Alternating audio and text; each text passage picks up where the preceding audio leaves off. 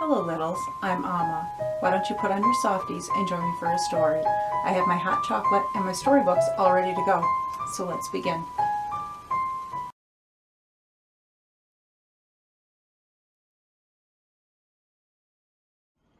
Hello littles, today we're going to read The Little Mermaid by Hans Christian Andersen. Far out in the ocean, the water is as blue as the petals of the finest cornflower and as transparent as the purest glass. But it is very deep, much deeper indeed than any anchor chain can fathom. Many steeples would have to be piled one on top of the other in order to reach from the bottom to the surface of the water. Down there live the sea folks. You must not think that there is nothing but bare white sand at the bottom of the ocean. No, on the contrary, there grow the most peculiar trees and plants, having such pliable trunks, stalks, and leaves that they stir at the slightest movement of the water, as if they were alive. All the big and small fishes glide through their branches as birds fly through the trees.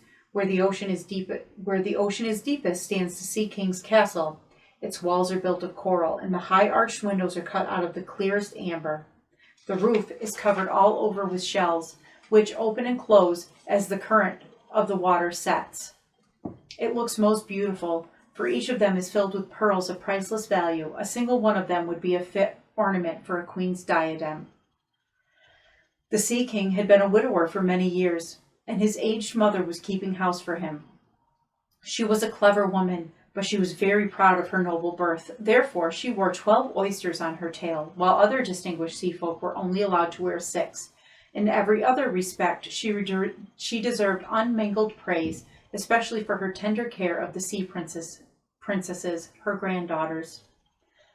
They were 6 in number, and the youngest was the most beautiful of all. Her skin was as clear and delicate as the petals of a rose, her eyes as blue as the sea in its greatest depth, but she also, like the others, had no legs.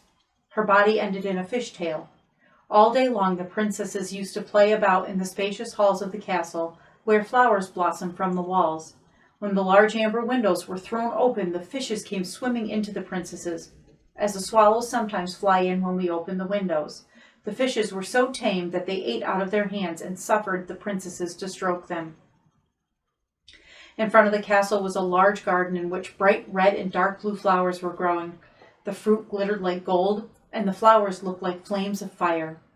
Their stalks and leaves were continuously moving, and the ground was covered with the finest sand, as blue as the flame of sulfur. A peculiar blue light was shed over everything. One would rather have imagined oneself to be high up in the air, having above and below the blue sky, than at the bottom of the sea. When the sea was calm, one could see the sun. It looked like an immense purple flower from which the light streamed forth in all directions. Each of the little princesses had their own place in the garden, where she was allowed to dig and plant at her pleasure. One gave her flower bed the shape of a whale, another preferred to form it like a mermaid, but the youngest made hers as round as the sun, and her flowers were also of the purple hue of the sun. She was a peculiar child, always quiet and sensitive, while her sisters thought a great deal of all sorts of curious objects which they received from wrecked ships. She only loved her purple flowers and a beautiful figure representing a boy, carved out of clear white marble, which had come from some wreck to the bottom of the sea. She had planted a red weeping willow close by the marble figure, which throve well and was hanging over it with its fresh branches reaching down to the blue sand and casting a violet-colored shadow. Like the branches, this shadow was continuously moving, and it gave one the impression as if the top and the roots of the tree were playing together and trying to kiss each other.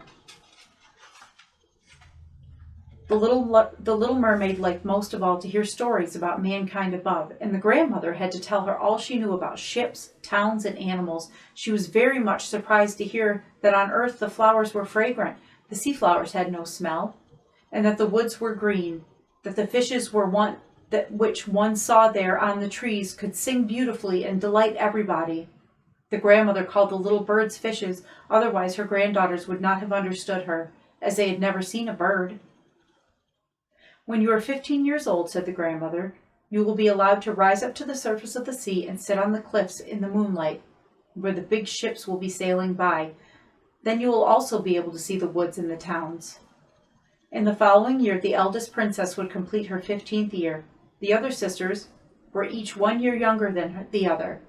The youngest therefore had to wait fully 5 years before she could go up from the bottom of the sea and look at the earth above.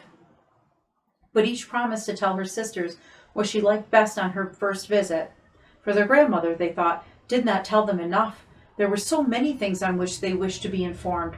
None of them, however, longed so much to go up as the youngest, who had to wait the longest time, and was always so quiet and pensive. Many a night she stood at the open window and looked up through the dark blue water, watching the fishes as they splashed in the water with their fins and tails. She could see the moon and the stars. They looked quite pale, but appeared through the water much larger than we see them.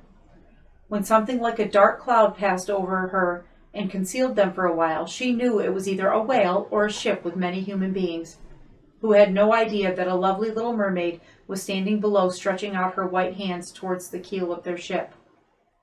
The eldest princess now completed her 15th year and was allowed to rise up.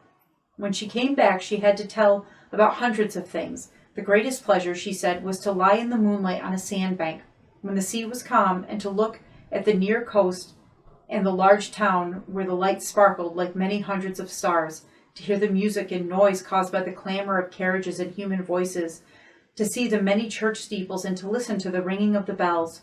The youngest sister listened attentively to all of this, and when she again, at night, stood at the open window and looked up through the dark blue water, she thought of the great town, with all its bustle and noise, and imagined she heard the ringing of the bells in the depths of the sea. In the following year, the second sister's turn came up to rise up to the surface of the sea and to swim whether she pleased. She came up just as the sun was setting, and this aspect she considered the most beautiful of all she saw. The whole sky looked like gold, and she could not find words to describe the beautiful clouds. Purple and violet, they were sailing over her head, but even quicker than the clouds she saw a flight of wild swans flying toward the sun. She followed them, but the sun sank down, and the rosy hue on the surface of the water and in the clouds vanished. The year after, the third sister rose up. She was boldest of all and swam up the mouth of the broad river. She saw beautiful green hills covered with vines. Strongholds and castles peeped out of the splendid woods. She heard the birds sing, and the sun was shining so warmly that she had often to dive down and cool her burning face. In a little creek she found a troop of human children playing. They were quite naked and splashed in the water. She wished to play with them, but they ran away terrified. Then a little black animal, a dog, came, and she had never seen one before, and barked so dreadfully at her that she was frightened and hurried back as fast as she could to the open sea. But she could never forget the stately woods, the green hills, and the nice children who could swim, although they had no fish tails. The fourth sister was not so daring. She remained out in the open sea and declared that there it was most pleasant to stay. There, she said, one could look around many miles, and the sky appeared to one like an immense glass globe. She had also seen ships, but only from a great distance. They looked to her like seagulls. The playful dolphin, she said, threw somersaults, while the big whales spouted up the seawater through their nostrils, as if many hundred fountains were playing all around her. Now the fifth sister's turn came, and as her birthday was in winter, she saw something different from her sisters on the first visit. The sea looked quite green. Enormous icebergs were floating around her. Every one was like a pearl, she said, although they were much higher than the church steeples built by men. They had the most peculiar shapes and glittered like diamonds. She had seated herself on one of the highest, and while the wind was playing with her hair, she noticed how the ships were tossed about. Toward the evening, the sky became covered in black clouds. It lighted and thundered, and the big ice blocks reflected the flashes of lightning while they were tossed up by the roaring sea. The sailors reefed all their sails, for they were terrified and anxious, but she was sitting quietly on the floating iceberg and watching how the flashes of lightning descended zigzags into the foaming sea.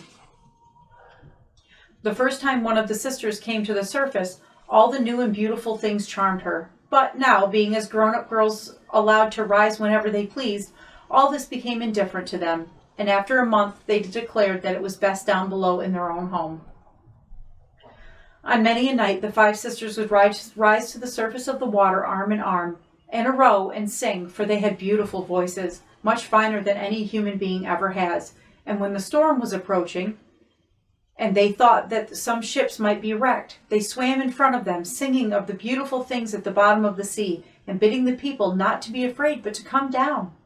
The people, however, did not understand them, and mistook their singing for the noise of the wind, and never saw the treasures below, for when the ship went down, they were drowned, and only arrived dead at the Sea King's castle. When the sisters thus went up arm in arm, the youngest princess used to stand alone and follow them with her eyes. Then she often felt as if she must cry, but mermaids have no tears. Therefore, they suffer much more than we do. "Oh, that I were already 15 years old," she said. "I know I shall love the world above and the people that dwell in it very much." At last she was 15. "You are now grown up," said the grandmother to the old dowager queen to her.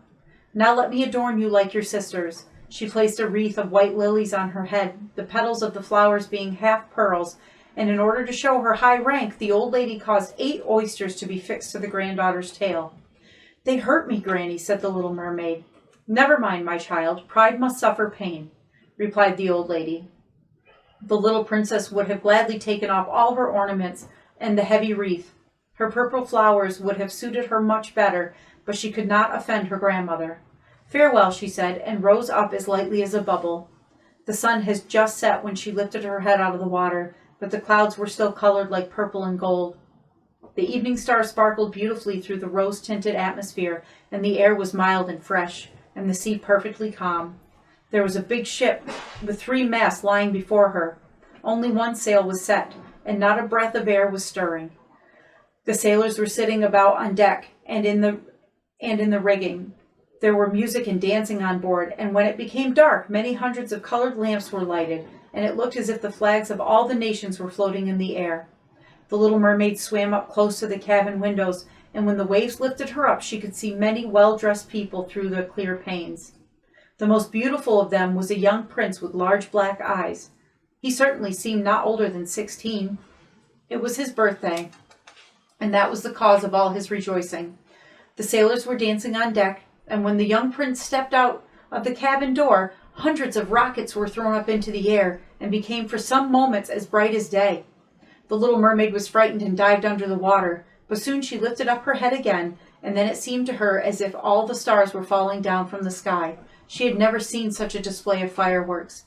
Large Catherine wheels turned rapidly around, splendid fiery fishes flew through the air, and all was reflected by the bright, calm sea. On the ship it was so light that one could distinctly see everything, even the smallest rope, and the young prince was so beautiful. He shook hands with the people and smiled graciously, while the music sounded dreamily through the starry night. It became very late, but the little mermaid could not turn her eyes away from the ship and the beautiful prince. The colored lamps were extinguished, no more rockets were sent up, nor cannons fired off, but in the sea, deep below, was a strange murmuring and humming. While the little mermaid was rocking on the waves and looking into the cabin, soon the wind began to blow. One sail after another was furled. The waves rose up high. Flashes of lightning were seen in the distance, and a terrible storm was approaching. Then all the sails were reefed. The large ship, in its rapid course, was tossed about like a nutshell by the waves, which rose up as high as the mountains, as if they would roll over on top of the masts. The ship dived like a swan down between the waves and was then carried up again by them to a great height. The little mermaid thought it was a pleasant journey. Not so the sailors. The ship creaked and groaned, and her strong planks were bending under the weight of the heavy waves which entered into her. The mainmast was broken like a reed. The ship lay over on her side, and the water rushed over her. The little mermaid then perceived that the crew was in danger. She herself had to be careful, lest the posts and planks floating about on the water might hurt her. For moments it was so dark that one could distinguish nothing, but when it lighted, everything was visible. The little mermaid was looking out for the prince. She saw him sink down into the depths when the ship broke up. She was very pleased, for now she thought he would come down to her. But soon she remembered that men cannot live in the water, and that he would arrive dead at her father's castle. No, he must not die. Heedless of the beams and the planks floating on the waters, she dived down to the bottom and came up again in search of the prince. At last she found him. His strength was failing him. He was no longer able to swim in the storm-tossed sea. His arms and legs became powerless. His beautiful eyes closed. He would surely have died had not the little mermaid come to his assistance. She held up his head and let the waves drift them where they would. Next morning the storm had abated, but not a plank was visible of the ship anywhere. The sun rose purple and radiant out of the water and seemed to impart new life to the prince's cheeks. His eyes, however, remained closed. The mermaid kissed his beautiful forehead, stroked back his wet hair. He looked to her very much like the white marble figure in her little garden at home. She kissed him again and again and wished that he were alive. Now she had before her eyes the dry land, where high mountains towered into clouds, while the snow was glittering on the summits and looking like swans resting there. Down on the coast were magnificent green woods, and quite in the foreground stood a church or a convent. She did not know which, but at any rate it was a building. Lemon and orange trees were growing in the garden, and high palms stood before the gate. The sea formed a little bay here and it was quite calm, although very deep. She swam straight to the cliff, where the fine white sand had been washed ashore, and put him down, taking special care that his head was raised up to the warm sunshine. Then all the bells began to ring in the large white building, and many young girls passed through the garden. The little mermaid swam farther out, hid herself behind some rocks, covered her hair and breast with sea foam, lest anybody might see her little face, and watched to see who would come to the poor prince. After a while, a young girl came to the spot where the prince was lying, and at first she seemed very much frightened, but she soon recovered herself and called some people. The little mermaid saw that the prince came back to life and smiled at all who stood around him. But at her he did not smile. He little knew that she had saved him. She was very sad, and when they had taken him into the large building, she dived down and so returned to her father's castle. She had always been silent and pensive. Now she was still more so. Her sisters asked her what she had seen when she went up for the first time, but she told them nothing. Many a morning and many an evening she returned to the spot where she had left the prince. She saw how the fruit in the garden became ripe and was gathered, how the snow melted on the high mountains, but she never caught sight of the prince, and each time she returned home and was more mournful than before. Her only consolation was to sit in her little garden and to put her arms round the marble figure which resembled the prince. But she no longer looked after her flowers. Her garden became a wilderness. The plants straggled over the paths and twined their long stalks and leaves round the trunks and branches of the trees, so that it became quite dark and gloomy. At last she could bear it no longer, and confided her troubles to one of her sisters, who of course told the others. These and a few other mermaids, who mentioned it confidentially to their intimate friends, were the only people who were in on the secret. One of them knew the prince and could tell them where his kingdom was. She also had witnessed a festival on board the ship. "Come, dear sister," said the other princesses, and arm in arm, in a long row, they rose up to the spot where the prince's castle stood. It was built of bright yellow stone and had broad marble staircases, one of which reached right down to the sea. Magnificent gilt cupolas surmounted the roof, and in the colonnades, running all along the building, stood lifelike marble statues. Through the clear panes in the high windows could be seen splendid halls, where costly silk curtains and beautiful tapestry hung, and the wall was covered with paintings so exquisite that it was a pleasure to look at them.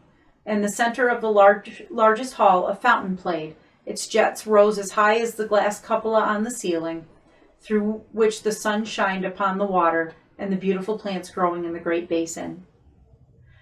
Now she knew where he dwelt, and near there she passed many an evening and many a night on the water. She swam much closer to the shore than any of the others would have ventured. Nay, she even went up to the narrow canal under the magnificent marble balcony, which threw a large shadow on the water.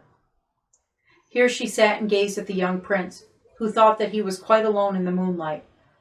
Often she saw him sailing in a stately boat, decorated with flags and with music on board. She listened from behind the green rushes, and when the wind caught her long silver white veil, and people noticed it, they imagined it was a swan opening its wings. Many a time at night, when the fishermen were upon the sea with the torches, she heard them say many good things about the prince, and she was glad that she had saved his life when he was drifting half dead upon the waves. She remembered how his head had rested on her bosom, and how fervently she had kissed him, but he knew nothing about it, and did not even dream of her. Her love for mankind grew from day to day, and she longed more and more to be able to live among them, for their world seemed to her so much larger than hers. They could cross the sea with large ships and ascend mountains towering into the clouds. The lands which they possessed, both wood and field, stretched farther than the eyes could reach. There were still so many things on which she wished to have information, and her sisters could not answer all her questions. Therefore she asked her grandmother, who knew the upper world very well, and appropriately styled it the countries above the sea. Come back tomorrow for part 2.